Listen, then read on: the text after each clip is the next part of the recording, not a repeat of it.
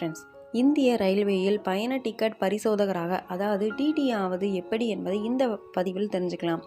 தகுதிகள், தேர்வு செயல்முறை, சம்பளம் மற்றும் தயாரிப்பு உத்திகள் பற்றி முக்கிய தகவல்களை இந்த பதிவில் நம்ம பார்க்கலாம்.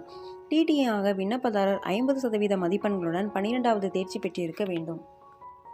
இது தவிர ரயில்வே டிடிஇ பதவிக்கு விண்ணப்பிக்கும் விண்ணப்பதாரர் டிப்ளமோ படிப்பை மேற்கொள்வது அவசியம். இந்திய ரயில்வேயில் பயண டிக்கெட் பரிசோதகராக நீங்கள் கனவு கண்டால் தகுதிகள், தேர்வு முறை மற்றும் தயாரிப்பு உத்தி ஆகியவற்றை புரிந்து கொள்வது அவசியம். பயணிகளின் வசதியை உறுதி செய்வதிலும், டிக்கெட்டுகளை சரிபார்ப்பதிலும், இருக்கைகளை ஒதுக்குவதிலும் டிடிஇகள் முக்கிய பங்கு வகிக்கின்றனர். செல்லுபடியாகும் டிக்கெட் இல்லாமல் பயணிக்கும் பயணிகளுக்கு அபராதம் விதிக்கவும் அவர்களுக்கு அதிகாரம் உள்ளது.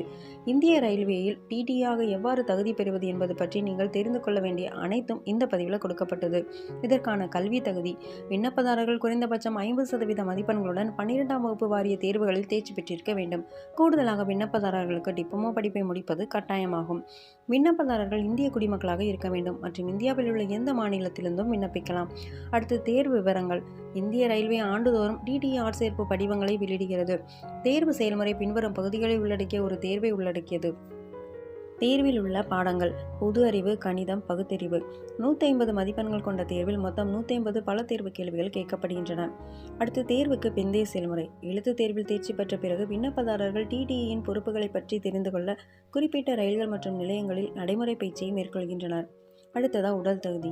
விண்ணப்பதாரர்கள் ரயில்வே ஆட்சேர்ப்பு வாரியத்தால் குறிப்பிடப்பட்ட உடல் தரநிலைகளை பூர்த்தி செய்ய வேண்டும்.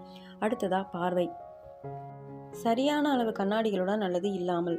அடுத்ததா விண்ணப்பதாரர்கள் ஆர்ஆர்பி பரிந்துரைத்தபடி கூடுதல் உடல் தகுதி தரங்களை பூர்த்தி செய்ய வேண்டும். அடுத்து டிடிஇ பதவிக்கான சம்பள கமிஷனால் தீர்மானிக்கப்படுகிறது. தற்போதைய ஊதிய கட்டமைப்பின் கீழ் அலவன்சுகள் உட்பட மொத்த வருவாய் மாதத்திற்கு சுமார் 14,000 ஆகும். 7வது ஊதிய குழுவை செயல்படுத்துவதன் மூலம் விண்ணப்பதாரர்கள் இன்னும் அதிக ஊதியத்தை பெறலாம். அடுத்ததாக தேர்வுக்கான முக்கிய ஆலோசனைகள்: உங்கள் பொது அறிவை மேம்படுத்துவதில் கவனம் செலுத்துங்கள், குறிப்பாக இந்தியா தொடர்பான நடப்பு விவகாரங்கள். அடுத்ததாக தொடர்ந்து பயிற்சி செய்வதன் மூலம் உங்கள் கணித சிக்கல் தீர்க்கும் திறன்களை பலப்படுத்துங்கள். அடுத்ததாக பகுத்தறிவு பிரிவில் சிறப்பாக செயல்பட பகுத்தறிவு மற்றும் தர்க்க ரீதியான சிந்தனை திறன் மீது வேலை செய்யுங்கள். அடுத்து பரீட்சை முறையை பற்றி உங்களை தெரிந்து கொள்ள முந்தைய ஆண்டுகளின் வினாத்தாள்களை பயன்படுத்தவும்.